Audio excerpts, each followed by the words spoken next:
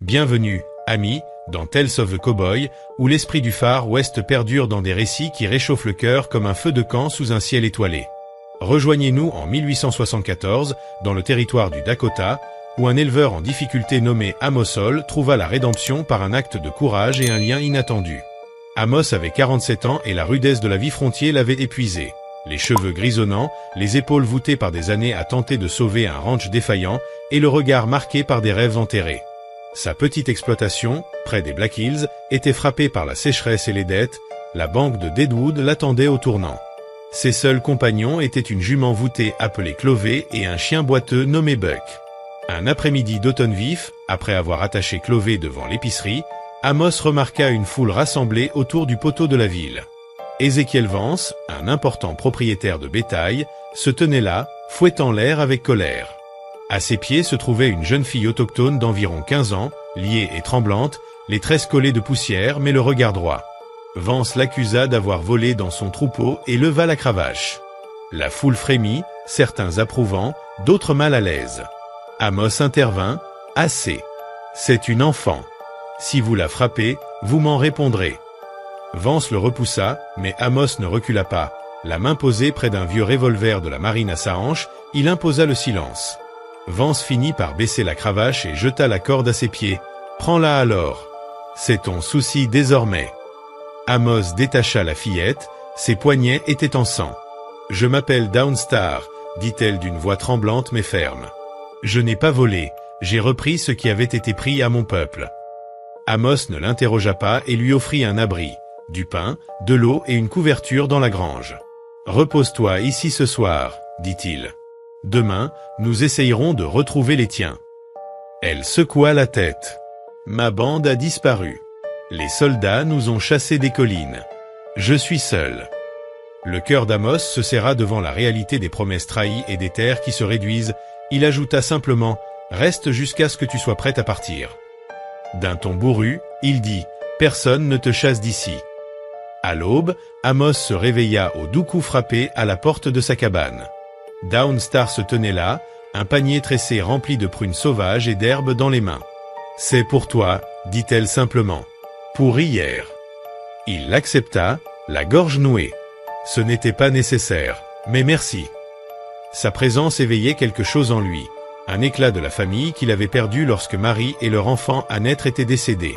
Autour d'un café, Downstar parla de son peuple, les Lakota, et de leurs collines sacrées, désormais envahies par des mineurs. Elle suivait les hommes de Vance, qui avaient volé les chevaux de sa tribu lorsqu'elle avait été capturée. Les jours passèrent, puis les semaines, et Downstar devint une présence discrète mais constante au ranch. Elle avait un don avec les animaux, calmant Clovey d'un simple geste et apprenant à Buck à rapporter sans boiter. Elle montra à Amos comment préparer du thé avec de l'armoise, soulageant ses articulations douloureuses.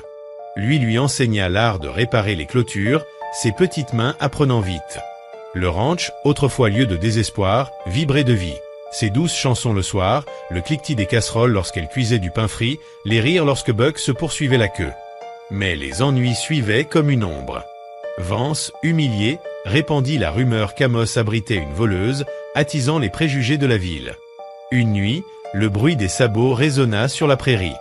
Amos saisit son fusil et sortit sur le porche pour voir des torchers vaciller. Vance et 5 cavaliers, leurs visages durs, criaient « Remettez-nous la voleuse !» Elle n'a pas sa place ici. Downstar apparut, un couteau à la main, les yeux flamboyants. « Je ne suis pas une voleuse. Vous avez volé nos chevaux, nos terres. » Amos leva son fusil. Vance rit et fit signe à ses hommes. Un coup de feu éclata, éclatant la rampe du porche. Amos riposta, effleurant l'épaule d'un cavalier. Downstar se précipita à la grange et revint avec un arc fabriqué par les Lakota, dissimulé dans son panier. Ses flèches filaient, rapides et silencieuses, accrochant des chapeaux aux poteaux et effrayant les chevaux. Les cavaliers, effrayés, hésitèrent, mais Vance chargea, son fouet claquant vers Downstar. Amos le saisit, les poings frappant rapidement. Le couteau de Downstar étincela, tranchant la main tenant le fouet et le forçant à le lâcher. Buck, aboyant avec force, bondit sur un autre cavalier, qui prit la fuite. Dépassé et battu, Les hommes de Vance reculèrent, traînant leur chef dans l'obscurité, ses jurons s'éteignant avec la lumière des torchers. Ensanglantés mais invaincus, Amos et Downstar se tinrent côte à côte, la nuit redevenue calme. « Tu n'avais pas besoin de te battre pour moi, » dit-elle doucement. « C'est toi qui t'es battu pour moi, » répondit Amos en s'essuyant le sang sur la lèvre. « On peut dire que ça fait de nous de la famille. » La nouvelle du courage d'Amos se répandit et les habitants de Deadwood, lassés de la tyrannie de Vance, se retournèrent contre lui. Le shérif, un homme honnête nommé Toivey, arrêta Vance pour vol de chevaux, ses montures retrouvées chez les Lakota. La banque, impressionnée par la détermination d'Amos, lui accorda un prêt, donnant une bouffée d'air au ranch. Downstar choisit de rester, non plus en tant qu'invité, mais comme membre de la famille. Elle et Amos reconstruisirent le ranch, nouvelle clôture, potager de maïs et de courges, un enclos pour les chevaux qu'ils achetèrent équitablement. Ces chansons emplissaient les soirées, les mélodies Lakota se mêlant aux hymnes que Amos se souvenait de la voix de Marie. Le ranch devint un refuge, attirant les voyageurs et les errants qui trouvaient chaleur auprès de leur feu. Vers 1880, Amos n'était plus l'homme brisé d'antan. Downstar, devenue une jeune femme, chevauchait à ses côtés, son arc aussi habile que son fusil. Ensemble, ils affrontèrent hiver et loup, leur lien plus fort que le sang. Les nuits calmes, sous un ciel étoilé, Amos s'asseyait sur le porche, Buck à ses pieds, écoutant les histoires de Downstar sur les esprits des Black Hills. Le ranch, autrefois symbole de perte, était maintenant un foyer bâti sur un acte de courage et de compassion qui changea tout. Ainsi, amis, quand le feu s'éteint et que vos paupières deviennent lourdes, laissez l'histoire de Sagebrush Hollow vous accompagner. Dans le Far West, où la prairie teste le cœur et où les collines gardent leurs secrets, le courage d'un cow-boy peut tout changer. Les années passèrent, et le ranch de Sagebrush Hollow devint un havre de paix dans un monde encore sauvage. Les voyageurs qui passaient par Deadwood parlaient des exploits d'Amos et de Downstar, et de leur générosité envers ceux qui frappaient à leur porte. Les habitants racontaient que même le plus désespéré des cow-boys ou la plus fatiguée des familles trouvait ici du réconfort et un toit. Un été de 1883, une nouvelle épreuve vint frapper le ranch. Une bande de hors-la-loi, connue sous le nom des Griffes du Missouri, terrorisait les villages alentours, volant bétail et provisions. Amos savait que sa jument Clovey et son fusil seraient insuffisants seuls. Downstar, désormais experte en tir à l'arc et en tactique de prairie, proposa un plan, tendre une embuscade aux voleurs dans la vallée de Pink Creek, là où les collines formaient un passage étroit. La nuit précédant l'affrontement, Amos et Downstar se préparèrent. Buck, toujours fidèle, bondissait autour d'eux, sentant l'ombre de danger. Downstar murmura « Nous ne faisons pas ça pour la gloire, mais pour protéger notre maison, nos amis et ceux qui n'ont pas de voix. » Amos hocha la tête, ses yeux brillant dans la pénombre, ensemble, comme toujours. À l'aube, les Griffes du Missouri arrivèrent, roulant en silence dans la brume matinale. Amos et Downstar surgirent des collines. Downstar décocha des flèches avec une précision qui étonna même Amos, désarmant les hors-la-loi et provoquant la panique. Amos, de son côté, utilisait sa connaissance des lieux pour anticiper chaque mouvement, empêchant les voleurs de fuir. Buck, rapide et intrépide, mordait et harcelait ceux qui tentaient de s'échapper. En moins d'une heure, la bande fut neutralisée. Les voleurs furent livrés aux autorités de Deadwood et le bétail récupéré. Les habitants, témoins de la scène, acclamaient le duo qui avait une fois de plus prouvé que le courage et la loyauté pouvaient triompher de la brutalité. Après l'agitation, le ranch retrouva sa tranquillité. Amos et Downstar passaient leur journée à cultiver la terre, à réparer les clôtures ou à enseigner à Buck de nouveaux tours. Les nuits, sous le ciel noir constellé, ils partageaient des histoires et des souvenirs. Downstar parlait de sa jeunesse chez les Lakota, des esprits qui veillaient sur les collines, et Amos se souvenait de Marie, racontant à Downstar les leçons d'amour et de persévérance qu'elle lui avait laissées. Vers la fin des années 1880, le ranch de Sagebrush Hollow devint célèbre au-delà des Black Hills. Des écrivains, des aventuriers et des pionniers venaient pour écouter les récits du cow-boy et de la jeune femme autochtone qui avait changé le destin d'un homme et d'une terre. Les enfants du voisinage apprenaient à soigner les chevaux, à tirer à l'arc et à respecter la nature, suivant l'exemple de Downstar. Amos savait que son temps avançait. Ses cheveux étaient désormais presque entièrement blancs, mais son esprit demeurait vif. Downstar, forte et indépendante, s'assurait que le ranch prospérait. Et alors que les saisons défilaient, leur lien, forgé dans l'adversité, était devenu indestructible.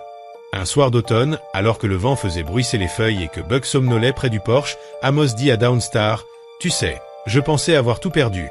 Mais toi, tu as apporté la vie, l'espoir et le vrai sens de la famille. » Downstar sourit, regardant les étoiles scintiller au-dessus des Black Hills. « Et toi, tu m'as appris que même dans un monde dur, il y a toujours une place pour le courage et la compassion. » Ainsi, Sagebrush Hollow demeura un symbole. Un lieu où le Far West n'était pas seulement une terre de survie, mais une terre de cœur, où le courage d'un homme et la résilience d'une jeune femme autochtone avaient bâti plus qu'un ranch, une véritable famille et un foyer où les légendes naissaient sous le ciel étoilé. Les années passèrent et Amos sentit que le temps du repos approchait. Downstar, désormais adulte, prenait en main le ranch avec autant de courage que de sagesse. Les terres s'étaient agrandies et le ranch prospérait, attirant des familles et des voyageurs qui venaient apprendre des leçons de survie, de respect et de compassion. Vers 1895, Downstar donna naissance à une fille qu'elle prénomma Eyanna, ce qui signifie « éternelle fleur » dans la langue Lakota. Eyanna grandit parmi les chevaux, les champs de maïs et les collines des Black Hills, écoutant les récits de son grand-père adoptif Amos et les légendes de sa mère. Buck, toujours vaillant malgré son âge avancé, veillait sur elle comme un véritable gardien. Amos, bien que vieillissant, continuait à enseigner à Eyanna l'art du tir, de la survie et de l'empathie envers les autres. Downstar lui transmettait la sagesse de ses ancêtres, la connaissance des plantes médicinales, le respect des esprits de la nature et la force intérieure pour affronter l'injustice. Les nuits d'été, la famille se rassemblait autour du feu et Eyanna, fascinée, écoutait l'histoire de Sagebrush Hollow, des combats contre Vance aux griffes du Missouri, de la résilience de ses parents et de l'amour qui avait transformé le ranch en foyer. Un été, une nouvelle menace apparut. Une compagnie minière cherchant à exploiter les Black Hills tenta de s'approprier les terres autour de Sagebrush Hollow.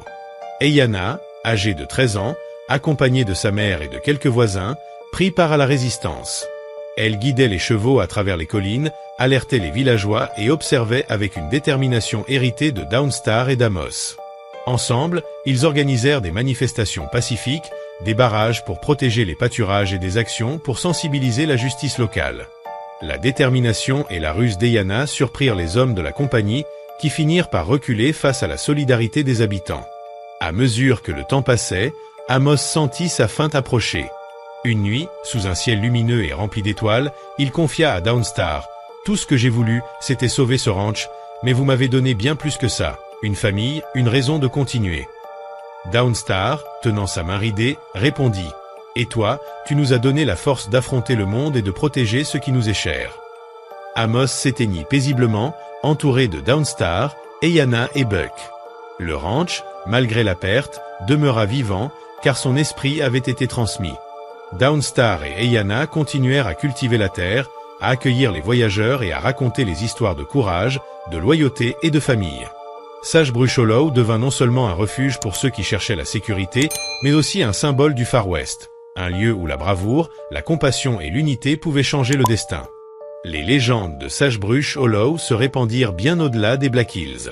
On racontait qu'une jeune Lakota et un vieux cow-boy avaient défié les injustices et qu'aujourd'hui, leurs enfants et petits-enfants poursuivaient cette tradition, protégeant les terres, les animaux et les habitants. Les étoiles au-dessus du ranch semblaient scintiller plus fort chaque nuit, comme pour rappeler que le courage et l'amour laissent une trace indélébile dans le monde. Les années glissèrent vers le début du XX siècle. Eyanna, maintenant adulte, avait hérité de la force de sa mère et de la sagesse de son grand-père Amos. Le ranch, élargi et prospère, était devenu un symbole dans toute la région. Un lieu où les voyageurs et les pionniers trouvaient refuge, mais aussi un bastion contre l'injustice et la cupidité des hommes avides. Eyanna épousa un cow-boy du nom de Laramie, un homme robuste et honnête, partageant avec elle l'amour de la terre et des chevaux. Ensemble, ils eurent 3 enfants, Nokomi, petite fille sage, Tayanita, la plus jeune, et Waya, loup en Lakota, un garçon audacieux et téméraire. Sous la direction d'Eyanna, les enfants grandirent dans l'apprentissage de la survie et du respect des traditions.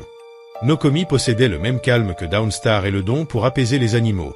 Tayanita héritait de l'esprit aventureux d'Amos, et Waya, fougueux, semblait prédestiné à devenir un cow-boy hors pair. Les Black Hills, veillant sur eux, devenaient à la fois terrain de jeu et leçon de vie. Un jour, un convoi de colons arriva, portant la nouvelle d'une nouvelle ligne de chemin de fer qui allait passer à proximité.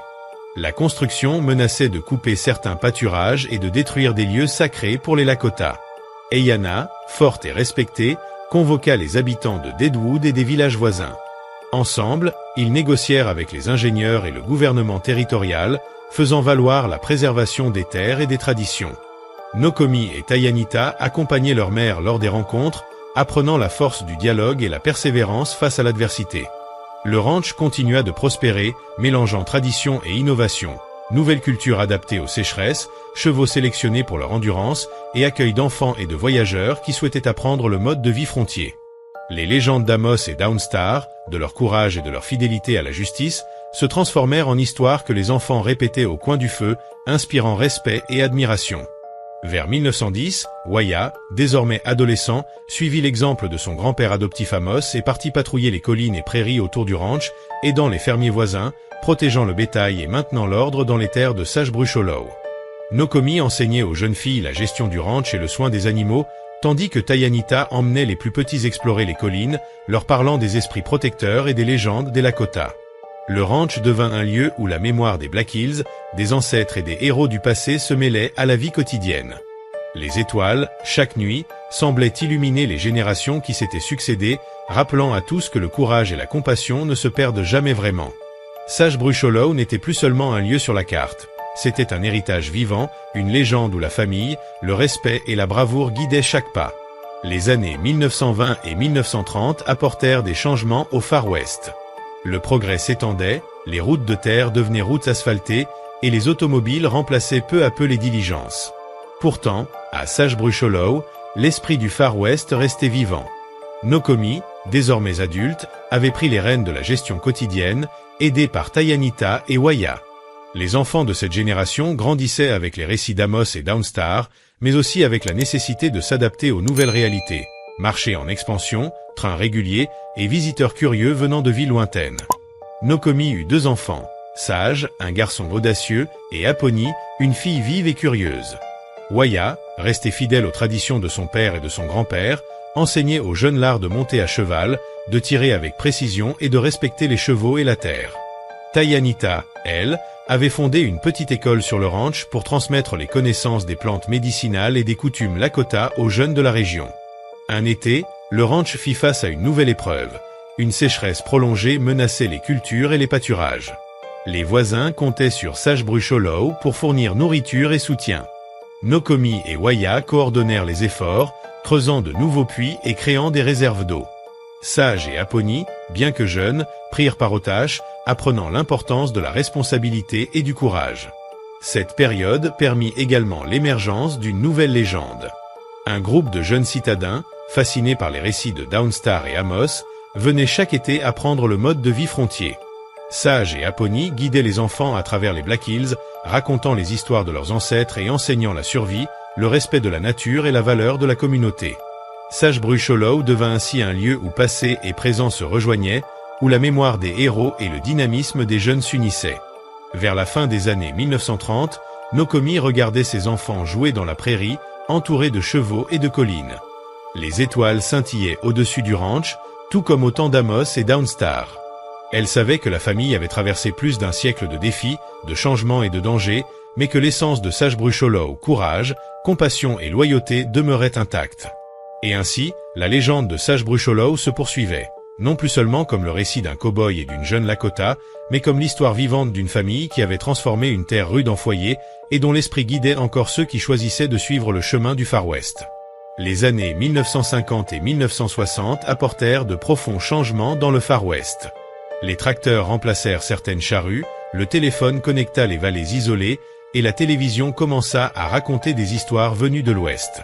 Pourtant, à Sagebrush Hollow, l'esprit du Far West perdurait intact. Sage et Aponi, maintenant adultes, prirent la relève du ranch. Sage épousa Lucas, un homme passionné par les chevaux et la conservation de la nature, tandis qu'Aponi choisit de rester proche des traditions de sa mère, enseignant aux visiteurs et aux jeunes des alentours l'histoire de la famille et des Black Hills. Le ranch accueillait de plus en plus de visiteurs, fascinés par les récits d'Amos, Downstar et des générations suivantes. La 5e génération vit naître Kai, le fils de Sage, et Nila, la fille d'Aponi. Kai grandit parmi les chevaux et les prairies, héritant de la bravoure de son arrière-arrière-grand-père Amos. Nila, curieuse et vive, aimait écouter les légendes Lakota et rêvait de devenir conteuse, préservant les récits de sa lignée pour les générations futures. Dans les années 1970, un projet de développement immobilier menaça une partie des Black Hills environnantes. La famille, forte de son histoire et de sa réputation, s'opposa au projet. Sages, Kai et Nila travaillèrent avec les autorités et les associations de protection de la nature pour préserver les collines sacrées. L'histoire familiale, ponctuée de courage et de justice, inspira la région entière. Sagebrush Hollow devint ainsi un symbole de résistance pacifique et de préservation culturelle. Le ranch fut officiellement reconnu comme site historique local. Les visiteurs pouvaient désormais admirer les clôtures restaurées, les écuries entretenues et écouter les récits transmis par la famille. Les enfants et adolescents venaient apprendre à monter à cheval, à soigner les animaux et à écouter les légendes Lakota, perpétuant la mémoire de Downstar et la bravoure d'Amos. Les nuits étoilées au ranch restaient magiques. Kai, Nila et leurs amis se rassemblaient autour du feu, racontant des histoires des ancêtres. Le vent qui soufflait dans les Black Hills semblait murmurer les exploits d'Amos, le courage de Downstar et la persévérance de toutes les générations. Chaque étoile brillait comme un hommage au choix courageux et à l'amour qui avait bâti ce foyer. Ainsi, Sagebrush Hollow n'était plus seulement un ranch, c'était un lieu vivant de légende, un témoignage que le courage, la loyauté et la compassion pouvaient traverser les époques et inspirer encore des vies. La famille savait qu'elle devait continuer à transmettre ses valeurs, afin que l'esprit du Far West, celui du cow-boy et de la jeune Lakota, perdure pour toujours. Famille et des Black Hills. Le ranch accueillait de plus en plus de visiteurs, fascinés par les récits d'Amos, Downstar et des générations suivantes. La 5e génération vit naître Kai, le fils de Sage, et Nila, la fille d'Aponi. Kai grandit parmi les chevaux et les prairies, héritant de la bravoure de son arrière-arrière-grand-père Amos. Nila, curieuse et vive, aimait écouter les légendes Lakota et rêvait de devenir conteuse, préservant les récits de sa lignée pour les générations futures. Dans les années 1970, un projet de développement immobilier menaça une partie des Black Hills environnantes. La famille, forte de son histoire et de sa réputation, s'opposa au projet. Sages, Kai et Nila travaillèrent avec les autorités et les associations de protection de la nature pour préserver les collines sacrées. L'histoire familiale, ponctuée de courage et de justice, inspira la région entière. Sagebrush Hollow devint ainsi un symbole de résistance pacifique et de préservation culturelle. Le ranch fut officiellement reconnu comme site historique local. Les visiteurs pouvaient désormais admirer les clôtures restaurées, les écuries entretenues et écouter les récits transmis par la famille. Les enfants et adolescents venaient apprendre à monter à cheval, à soigner les animaux et à écouter les légendes Lakota, perpétuant la mémoire de Downstar et la bravoure d'Amos. Les nuits étoilées au ranch restaient magiques. Kai, Nila et leurs amis se rassemblaient autour du feu, racontant des histoires des ancêtres. Le vent qui soufflait dans les Black Hills semblait murmurer les exploits d'Amos, le courage de Downstar et la persévérance de toutes les générations. Chaque étoile brillait comme un hommage au choix courageux et à l'amour qui avait bâti ce foyer. Ainsi, Sagebrush Hollow n'était plus seulement un ranch, c'était un lieu vivant de légende, un témoignage que le courage, la loyauté et la compassion pouvaient traverser les époques et inspirer encore des vies. La famille savait qu'elle devait continuer à transmettre ses valeurs, afin que l'esprit du Far West, celui du cow-boy et de la jeune Lakota, perdure pour toujours.